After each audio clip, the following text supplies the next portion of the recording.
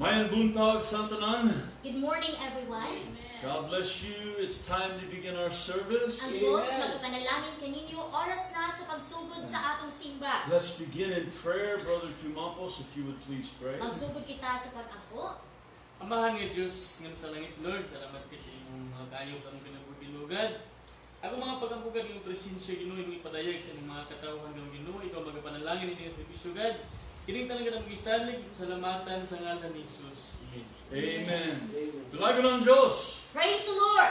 We are glad to be here this morning. Malipayon kami na adinghi karong buntaga. As you know, we are still on lockdown. O kabalo mo nga, hantod karon dili paghihapon na pwede makagawas. We are coming to you from our home, the mission house. Busa, moduol kami kaninyo, gikan sa among panimalay dinhi sa mission house. I want to take my Bible reading this morning from the book of John, Ug magabasa ko sa Biblia karong buntaga sa libro sa Juan, chapter 6, kapitulo 6. verses 16 through 21. Versikulo 16 ngadto sa 21. And this is talking about a time when the disciples were crossing the sea, O kini siya ang panahon nga ang mga tinun-an nitabok sa dagat and they were having difficulty when Jesus was not with them. ug naglisod sila sa dihang sa Jesus wala uban kanila. But when Jesus came and they invited him in, everything worked out. Og apan sa dihang sa Jesus niabot ug giimbitar siya pasulod ang tanan na maayo. So John chapter 6 verses 16 through 21. And when even was now come, his disciples went down into the sea and entered into a ship and went over the sea toward Capernaum. And it was now dark and Jesus was not come to them. And the sea arose by reason of a great wind that blew. So when they had rowed about 25 or 30 furlongs, they see Jesus walking on the sea and drawing nigh unto the ship. And they were afraid. But he saith unto them, It is I, be not afraid. Then they willingly received him into the ship, and immediately the ship was at the land whither they went. Og sa miabot ang kahaponon, ang iyang mga tinun-an nang lugsong sa dagat. Og nanakay sila sa sakayan, og mitabok sa dagat ngadto sa Capernaum. Og ngit-ngit nakadto og sa Jesus, wala pang miabot kanila. Og mikusog ang dagat og ang iyang hangin mihuros pag-ayo, busa sa nakagaod na sila og may 56 ka kilometro. Nakita nila sa Jesus nga naglakaw sa ibabaw sa dagat ug miduol sa ilang sakayan ug sila nahadlok. Apan siya miingon kanila, Ako kini, ayaw kamo kahadlok. Ug sila kinabubuton nga midawat kaniya sa sakayan ug diha-diha dayon ang sakayan miabot sa yuta nga ilang gusto kapadulngan. Let us once again look to the Lord in prayer. Sa makausapa, mag-ampo kita diha sa Ginoo. I'm going to ask Sister MacDonald if she would pray, please. Heavenly Father, we thank you this morning for your presence that's here.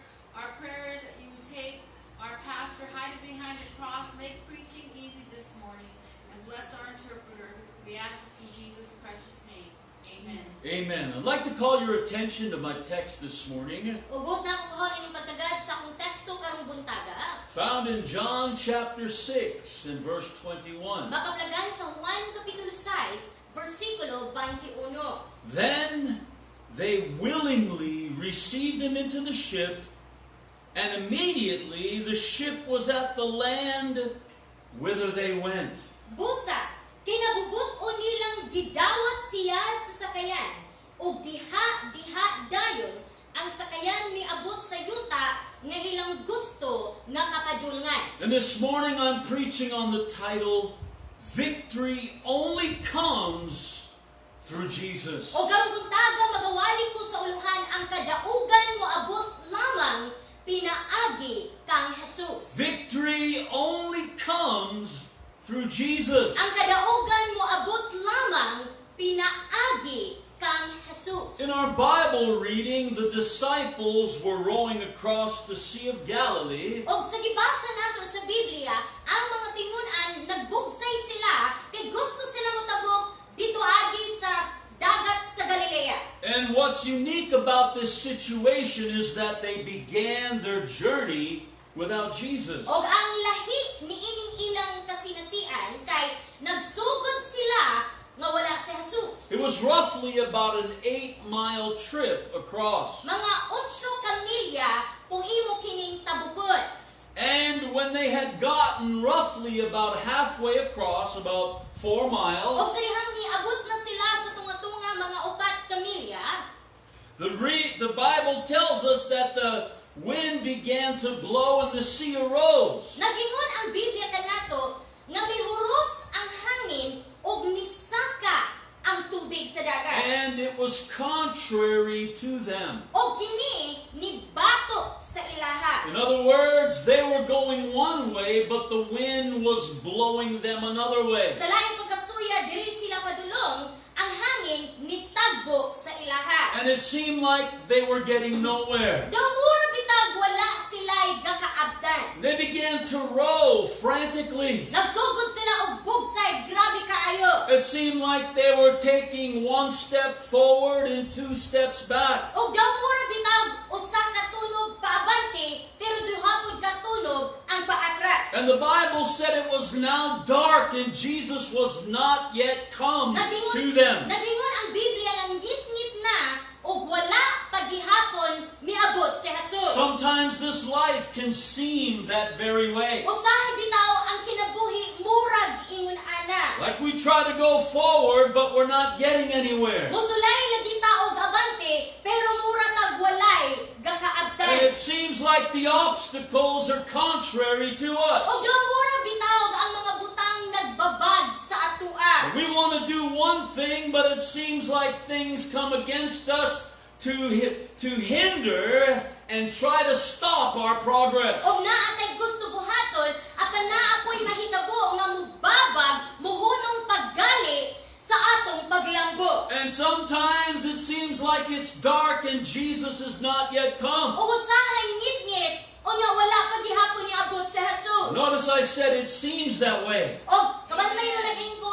murag ngit-ngit. Because Jesus told us He would never leave us or forsake us. Kaya sa Jesus ang nagingon, na dili kita niya biyaan, dili po ta niya But in isalikwan. their case, it was dark and Jesus had not yet come. O sa ilahang nga panghitabo ngit-ngit, wala pa gyud ni abot si Jesus. But when He finally came, Apan sa dihang niabot na gyud siya, they willingly received Him. sila kinabubuton nga midawat sa They iyaha. willingly received Him into the ship. Kinabubuton sila nga midawat kaniya sa And sakayan. I've always liked this part. Immediately, they were at the land where they were going. O ganahan gyud kay ko ani nga bahin sa diyang nag-ingon nga diha dayon niabot sila sa ilang gusto kapadulngan. All of their efforts, all of their strength got them nowhere. Tanan nilang pagpanghago, tanan nilang kusog, walay naabtan. But when they invited Jesus in, then immediately they reached their destination. Apan sa diyang ilang giimbitar sa Jesus, diha dayon niabot sila sa ilang destinasyon. There are some very valuable lessons in the Bible. Adunay grabe kabililhon nga mga leksyon sa Biblia. And sometimes we can use a story as an analogy to parallel the likeness with our life. O usahay bitaw, magamit nato ang kasulatan aron kini sa atong itandi o ipakasusama sa atong kinabuhi. First of all, we see that they were getting nowhere without Jesus. Una sa tanan, atong makita nga wala sila'y gakaabdan sa dihang wala si Jesus. Rowing hard and working and toiling, but not getting anywhere. Grabing binugsay, grabing trinabaho, grabing pagpanghago, pero wala gihapoy gakaabdan. Mark chapter 6, verse 48 tells us, Marcos kapitulo 6 versikulo 48 nagstorya kanato. and He saw them toiling and rowing, for the wind was contrary unto them. Og nakita niya sila nga nagbugsay og nanghago kay ang hangin batok kanila. Toiling means laboring. Og nang nagtrabaho gyud sila. They were working very hard, O grabe nilang trabaho. trying to move the boat, but their efforts were in vain. Nagsulay nga moabante ang sakayan pero ang ilang pagpanghago kawang lamang. People in this life that don't have Jesus, Ang mga tao niining kinabuhian nga walay Jesus. all of their efforts are in vain. Tanan nilang pagpanghago kawang lamang. Some people work from paycheck to paycheck. Ubang mga tao gatrabaho sila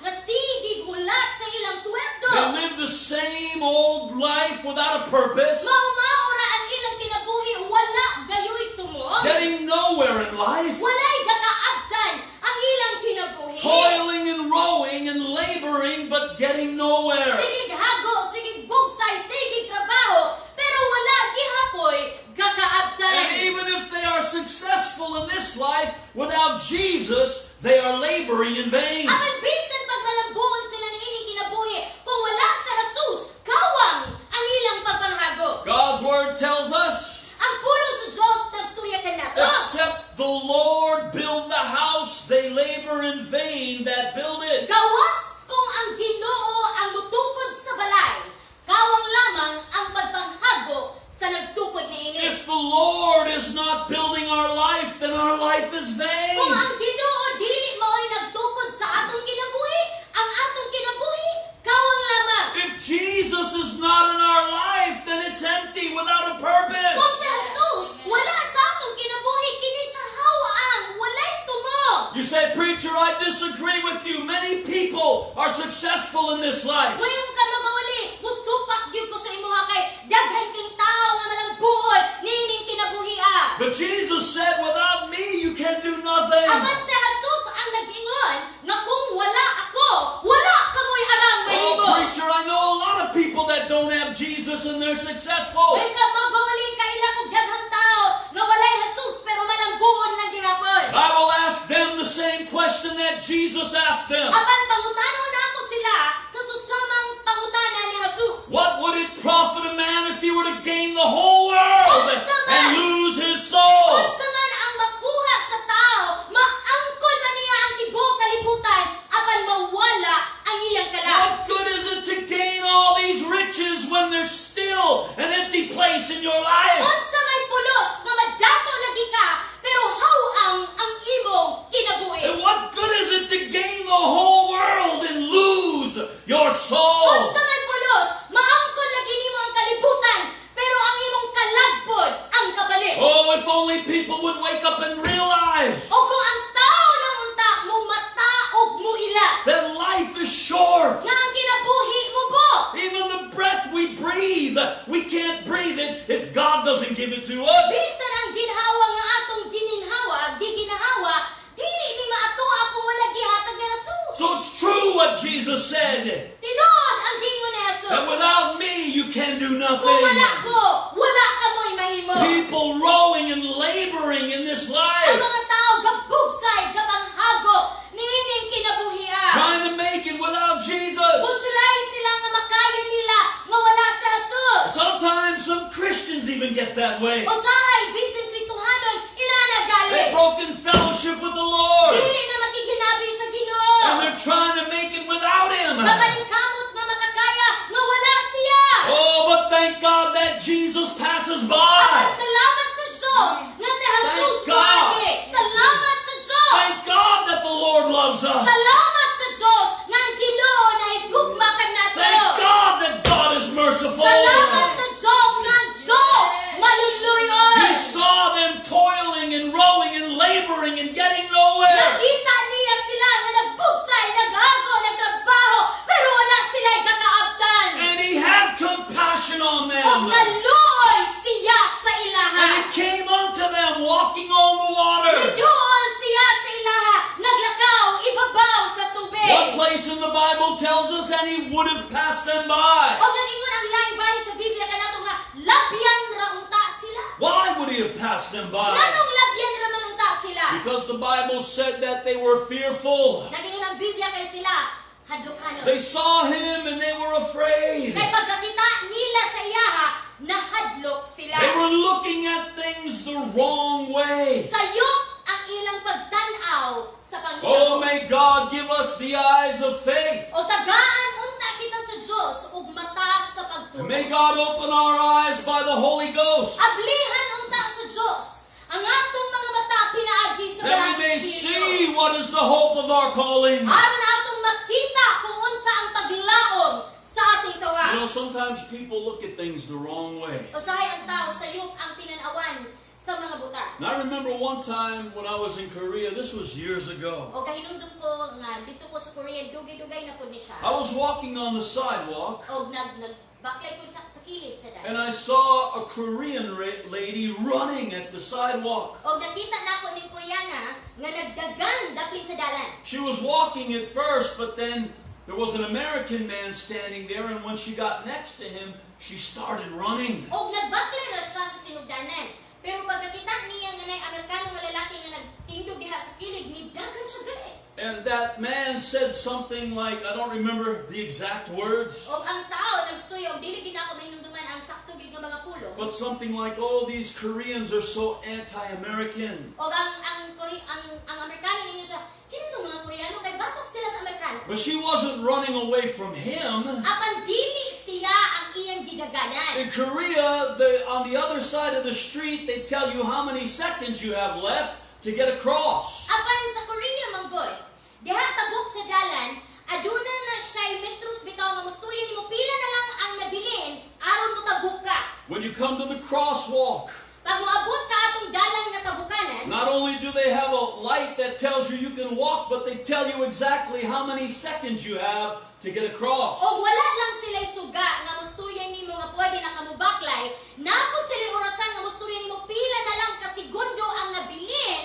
para makatabuk ka. She wasn't anti-American. Dili siya batok sa Amerika. She wasn't running from that man. Dili tong tao ang iyang gidaganan. She was trying to get across the street before the light changed. She only had a few seconds left. Nagsulay lang siya nga makatabok siya sa dili pa mausab ang suga kay pila na lang ka segundo ang nabili. But that man was looking at everything wrong, and he had the wrong attitude about it. Apan katong tawhana, sayop ang iyang tinan-awan sa mga butang, sayop ang iyang batasan. Perception, what people think, Ang pagsabot sa tao, ang hunahuna sa tao, is not always the same as reality. dili pareho sa And realidad. the disciples were afraid of Jesus. Og ang mga tinunan nahadlok kan Jesus. And the Bible said he would have passed them by. Nagingon ang Biblia nga labyan ra unta sila. You know, God is a gentleman. Kabalo bitaw mo ang Diyos bitaw. Jesus. Dili mamugos si Jesus. He's a gentleman. Dili siya mamugos. He never goes where he's not invited. Dili niya sudlan kung wala siya giimbitar. He would have passed them by Labyan ra unta niya sila. because of their fear, which is the opposite of faith. Tungod sa ilang kahadlok nga kabaliktaran sa pagtuo. He would have kept going Upadayon unta siya. because he only goes where he's invited. Tungod kay iyaha lang adtuan ang muimbitar sa And iyaha. I'm sure that there's been many O times sigurado gyud ko nga dunay daghang mga panahon. when the Lord looked down upon this earth and saw people toiling and laboring in sin. Nga ang Ginoo mutanaw ni ining kalibutan ug makita niyang mga tao nga naghago, nagtrabaho diha sa sala. And he had compassion on them. O naluoy siya sa ilaha. And he was touched by the feelings of their infirmities. O matandog siya sa pagbati sa ilang kaluyohon But o yet, kasakitan. he could do no work there because of their unbelief. Apan wala siya'y mahimo tungod kay sila mismo ang dili mutuo. He could do nothing for them because of their fear. Wala siya'y mahimo para nila tungod sa ilang kahadlok. When Jesus passes by our Sa life, dihang sa Jesus, moagi sa atong kinabuhi. then we need to call upon him while he is Nang near. kinahanglan ta nga nawag kaniya samtang duol pa sila. We need to seek him while he may be found. Kinahanglan nato siya pangitaon sa dihang makaplagan pa siya. You know, I remember a time when there was a brother going down the hill, and he asked me if I wanted anything at the store. Og nakahinumdum ko na igsoon sa una nga muadto siya sa tindahan og nangutana siya nako na ba ko'y gusto paliton sa tindahan. And I told him, no, brother, that's okay. I can't think of anything right now. Og ko Brad, wala ko'y mahuna-huna karon. So he said, okay, sir, I'm going to the store. Siya sige sir, maadto ko tindahan. And then he went down the hill and left. Og minaog siya o ni Media. But then I thought of something that I needed. I remembered. Apa nakahinumdum din ko nga naa day ko kailangan. So I went out to call that brother. O niya, nigawas ko, nisinggit ko sa igsoon. But it was too late. He was already gone. He was too far away. Apan ulahin na, kay layo na kayo ang iyang He had naagdan. already passed by and had kept going, and he was so far that he wouldn't hear me when I Og called. nakalabay na siya, layo na kayo ang iyang lalabyan, naabtan, nga bisan pa musinggit ko, di na ko niya madunggan. We don't want that to be the case with Jesus. Dili ta gusto nga maupod na ang mahitabo sa atoa, When the diha kay Lord, Jesus. when the Lord passes by our Sa life dihang ang Ginoo moagi sa atong to kinabuhi. help us, Aron sa pagtabang when the kanato. Lord passes by our Sa life dihang ang Ginoo moagi sa atong and kinabuhi. reaches out to us, O mukabuot nga nihikan nato. that is the time to invite him in. Mao kana ang panahon sa pag-imbitar kaniya pasulod. Have you ever been in a battle? Niagi na ba kag pakigaway? And all of a sudden God began dealing with your O heart. nga ang Diyos di pabati sa imong kasing-kasing. God began talking to you and he was near. O ang Diyos nakigistorya kanimo og duol kaayo siya. When you were in a battle, you didn't feel like praying. O nga ka sa pakigaway, dili ka ganahan mo ampo. Your attitude was in a mess because of what you were going through. O ang imong batasan hastang gubuta, hastang dauta tungod sa imong giagian. Oh, when the Lord reaches out to us, we need to change our attitude. Apan sa diha ang Ginoo ang mukabot sa atoa, Oh, Lord. atong usbon ang atong When the batasan. Lord reaches out to us, Sa diha ang Ginoo mukabot sa atoa. then we need to call upon him while he is Ay near. kita manawag sa iya, samtang haduol pa siya. And seek him while he may be found. Pangitaon samtang makaplagan pa siya. And we need to soften our heart and allow Jesus to come O in. kinahanglan nato pahumukon atong kasing-kasing, tugutan nato sa Jesus nga mosulod siya. Sometimes people need a checkup from the neck up. Usahay bitaw ang tao, kinahanglan check upon gikan sa ilahang liog padulong sa They ibabaw. need to get rid of that stinking thinking. Na kinahanglan nila wag tangon na ilahang baho nga hunahuna. Perfect peace have they whose mind is stayed on the Ang Lord. hingpit nga kalinaw maanaa lamang sa krasang hunahuna magpabilin diha sa Ginoo. As Christians, we need to lay aside every weight Ingon nga Kristohanon, kinahanglan ipadaplin ang matag kabugaton. and the sin which doth so easily beset O us. kang sala nga sa sayong paagi, musipit kanato. And we need to run this race with O patience, kinahanglan nato daganon kining lumba uban sa pagpailog. looking unto Jesus. Magatutok diha kay Jesus. Oh, get your eyes on Jesus. Ibutang ang inyong mga mata kay Turn Jesus. your eyes upon Jesus. Ibutang ang inyong mga mata kay Jesus. The battles, the pressures you've been laboring. Ang imong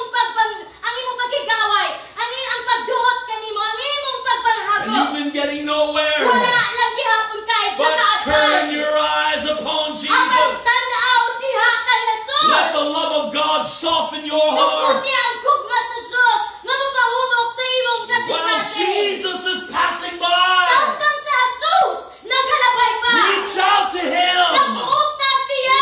Call upon Him Manawag diha kaniya. with all your Sa heart. tibuok nimo nga kasing-kasing. Their first reaction was, oh, we're afraid it's a spirit. Unang reaksyon nila nga, hadlok may kay kanang abat. But then later on, they were willing to let Him in the boat. Ni kabubuton na dahil nila ang pagdawat kaniya sa sakayan. They willingly received Him into the ship. Kinabubuton nilang gidawat siya sa sakayan. Our text tells us, Ang atong teksto nagstorya kana. verse 21, Versikulo 21. then they willingly received Him into the ship, and immediately the ship was at the land where they went. Kinabubuton nilang gidawat siya sa sakayan. O diha dayon niabot sila sa ilang gusto kapadungan. They still had another 4 miles to go. Upat pabaya kanilya ang tabak kanang tabukunon. But when they received Jesus into the ship, Aban sa dihang sa Jesus ilang gidawat sa sakayan. then immediately they were at the land, at their destination. Diha dayon niabot sila sa baybayon nga ilang They destinasyon. accomplished their goal in spite of the obstacles. Ilahang nahimo ilang tinguha bisan pa sa mga baba. When they willingly received Him, Sa dihang kinabubuton sila nga midawat kaniya. they were victorious when they willingly received Him. Madaogon sila sa dihang kinabubuton sila midawat kaniya. Everything worked out okay when they received Him. Ang tanan na okay sa dihang gidawat nila siya. They were able to accomplish their goal when they received Him. Nahimo nila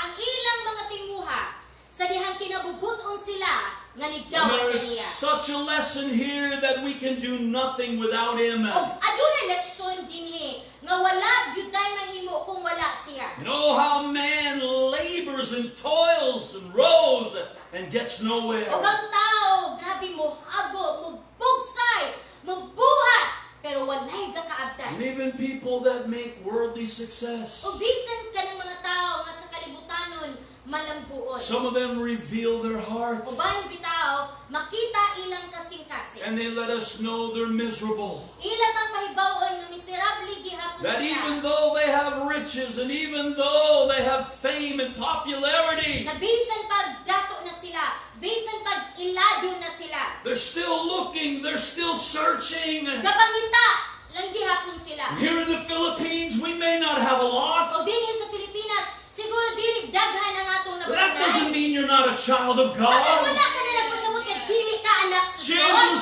said that a man's life doesn't consist in the abundance of the things that he Si possesses. Jesus ang nag-ingon nga ang kinabuhi sa tao, dili nimo mabase sa mga butang nga iyang nabatunan. Just because you don't have a lot doesn't mean you're not successful. Bisan pag wala kay daghan, wala ka na nagpasabot nga dili ka I malambuon. was listening to the ladies the other day. O naminaw ko sa mga babae ni aging adlaw. And one of them testified that culturally speaking, we don't have a lot here in the Philippines. O ang usa nagstorya sa ilaha nga sa dinhi sa Pilipinas, dili daghan atong nabatunan. But they said when we have God, that's enough. Apan kung naay Diyos, igo na. And I see it all the time. O perminti ko na. You don't you singing up, and when you're up there, O Lord. wala mo'y daghan, pero madunggan ta mo dihas taas, magsigig kanta o magdaawit, magsimba sa Ginoo. And it's not great riches that brought that joy to your heart. Dili ang kadato, Amen. ang nidalag kalipay sa imong It's kasing-kasing. not worldly possessions that brought you that gratitude. Dili ang kalibutanong butang ang nidala ana nga pagpasalamat. That attitude of gratitude. Ang batasan sa pagpasalamat. People complain. O niya nakadungog pagkog dato nga mga nagreklamador. And I've heard people that have great possessions complain. O nakadungog og mga tao nga daghan kay butang pero sige reklamo. Still searching, still looking. Sige pangita. Famous stars. Iladong mga artista. When Elvis was reading a book called How to Get to Jesus, O sa dihang si Elvis Presley namatay, nagbasa siya og libro nga ang uluhan unsaon pag-abot kang Jesus. and I use Elvis Presley because he's known here in the Ito na ako si Elvis Presley kay ilado siya dinhi sa Pilipinas. but he wasn't happy. Pero di siya malipayon. He was miserable. Miserable siya. I read about Lady Gaga being miserable. O nakabasa ko nga si Lady Gaga kuno miserable. And many others. The list goes on. Daghan ning uban ang listahan makabadayon. Because like Jesus said, what would a man if he were to gain the whole world Kay susama lagi sa giingon ni Jesus, unsa may maangkon sa tao kung makuha man niya ang tibuok kalibutan. and lose his soul? Pero mawala ang iyang But wala. yet those that willingly receive Jesus Apay kadtong kinabubuton nga mudawat kang Jesus. in this country, though they don't have great riches, O kining nasura bisan pag dili dato. and some of them live in a grass hut. O guban nila lipa ray gipuy-an. I've gone to members' houses, O nakaadto na ko sa mga balay sa mga and miyembro. all they live in is a grass hut. O ang ilang balay kay nipa. And they are so ashamed. O nya maulaw sila. They say, "Oh, Pastor, I am ashamed of my house. It's not." Sila pastor maulaw ni sa among balay kay dili tsada. But they had a clean house. Pero hinlo ang It balay. was clean and orderly. Hinlo hanay. And it protected them from the rain and from the heat. Ni protekta kanila gikan sa ulan, gikan sa kainit. And be thankful for you do have. Pasalamat unsay na. Easy for you to say you're a rich American. O maingon siguro ka mutubag din ka sayon naman ka mustorya ka Amerikano ka man dato pag yun. I'm not a rich American. Dili ko dato nga Been Amerikano. overseas for over 20 years. 20 na katuig gabi ng akong pagbalhin-balhin og puyo. Now, we went back to the States for a couple years, but still, most of our ministry has been overseas. Og nibalik mi sa Estados Unidos pila ng katuig apan kasagaran gyud sa akong pagministeryo naa sa ubang nasod. As one man said about missionaries, we are foreigners. Og susama sa giingon sa usa ka tawo mahitungod sa mga misyonaryo, mga pobre kami. But you know what? Jesus made a statement to his disciples. Apan kabalo ba mo sa Jesus? Nagstorya sa iyang mga tinun-an. And he said, I have meat that you know not of. Ningon siya aduna ako'y kalanon nga wala ninyo na My sa meat is to do the will of him that sent me. Ang akong kalanon mao ang pagbuhat sa nagpadala kanako. And you know, though you may not have a lot, there's something satisfying about being in the will of God. Siguro dili daghan imong katunan apan makatagbaw kaayo nga mabutang ka sa kabubuton sa There's Dios. something satisfying about being in the presence of Jesus. Makatagbaw kaayo kung anak ka sa presensya ni Jesus. Oh, hallelujah. And we have a fellowship one with another. Hallelujah, aduna kita'y Oh, yes. pagkikinabi sa usa. Glory. Himaya. The presence of Ang God. presensya sa Diyos. When Jesus, Ang sa Jesus na. hallelujah, it's satisfying. Makatagbaw. When God reaches down and touches a little crippled boy that never walked in his life. Sayang ang Diyos, mukanaw muhikap sa usa ka bata nga wala pa nakalakaw sa iyang tibok kinabuhi. And the next day he's playing soccer with all the other little children. Sunod nga adlaw, nagsipa-sipaw, bula, nagdula-dula. Oh, hallelujah. Buwan sa bata, hallelujah. That's how we know our God is real. Iyan na mo mabalan nga ang Diyos tinuod. How many times has God touched people's lives? Pila ka panahon nga ang Diyos nihikap sa tao. And you know, sometimes it seems like people that have the least have the most faith. O kanang mura bitaw ang mga tao nga kung unsa pay gamay ra ilaha mao pay mas grabe mo tuod. They can't afford to go to the doctor. They can't afford to go to the hospital. Kay di man sila ka-afford matug doktor, kay di man sila ka-afford matug I ospital. remember laying hands on one man that had a fever Og nakahinungtong ko, gipandungan ko ning tao nga gihilantad. and praying for him. I think you were there years ago. It may not have been you. It may have been A lot of times. a lot of Yes, times. sir. I felt the fever leave his body. Nagiangkuhan ko ni og nagbatig gyud nako ang hilanat nga mihawa sa iyang I lawas. felt the temperature change on his forehead. Nga nagbatig gyud nako ang Woo! temperatura nga nausab sa And you see, one day, everything, all the riches, all the material wealth of this world is going to pass away. O kabalo bitaw mo moabot ang adlaw tanang material nga butang tanang bahandi kadato mawala ra ni. Job said, I came into this world naked. O kung si Job ang pastoryahon ningon siya, hubo ko nga niabot niining kalibutana. And naked I will return with nothing. Hubo ko nga mopauli ang buot niya pasabot, wa ko'y madala. I say, Ako mo ingon, naked came I into this world, hubo ko nga niabot niining kalibutana. but I'm sure not going to walk around in it that way. Pero di ko mabaklay-baklay ngayon. You're awake this morning. Isn't God good? Di ba maayo ang Diyos?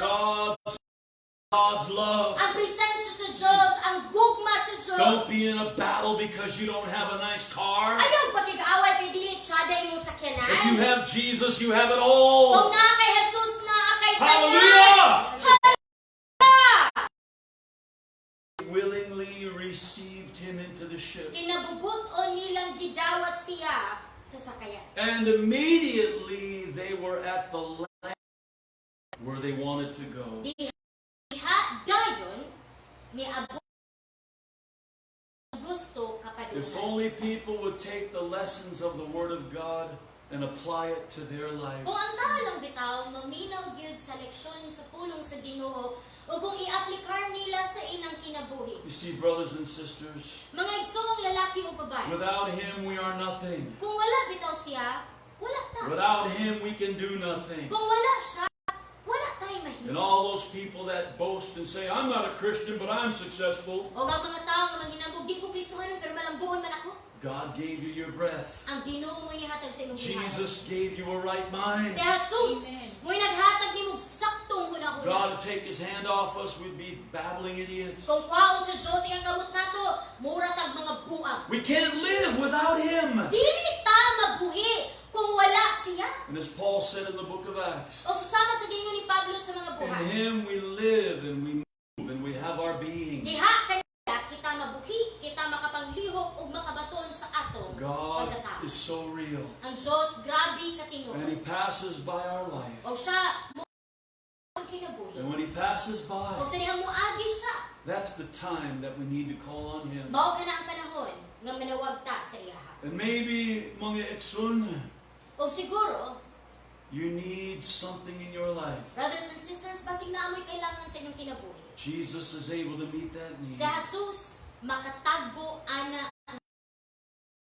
Without Him, Naningkamot ba ka pero wala siya? no time to pray, Wa na kay panahon sa pag-ampo. no time to fellowship with Jesus. Wala na kay panahon sa pagighinabit kang Jesus. Willingly receive Him into your heart. Kinabubuton nga dawata siya sa imong You say, kasagasan. preacher, I'm already a Christian. Ay kamabawali Kristohano na ako. He's already in me. Nana susulod ka nako. You know, Jesus told one group of people in the church, O si Jesus bitaw na grupo ka. He came into mga tao them simbahan. too. O niduol siya sa ilaha. but they shut Him out.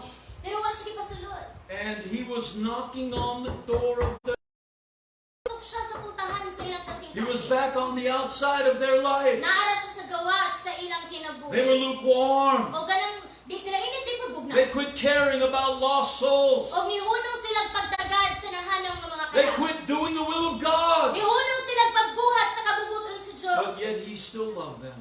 Apanahigugman ang gihapon siya And He nila. said, behold, I stand at the door and O knock. din siya tanawa, ako nagatindog sa putahan ug nagatugtog. And if any man will open up the door of his heart, I will come in. O kung aduna may tao nga sa putahan sa iyang kasing-kasing ako musulod. And I will sup with him. Ako manihapon uban kaniya. That means He'll fellowship with us. O sa laing pagkastuya, makighinabi siya kanato. And of course, there's that future event called the marriage supper of the O Lamb. aduna po gitawag nga ang panihapon sa kasal sa kordero. We don't have to wait till that time to fellowship with Jesus. Na dili ta kailangan mahulat ana nga panahon para makighinabi kang Jesus. Are you in fellowship with Jesus? Nakighinabi ba ikaw kang Jesus? If not, today open up the door of your heart. Kung wala, Yes. ablihi ang putahan sa imong kasing-kasing. Let's pray. Mag-ampo kita. Sister MacDonald, would you pray, please?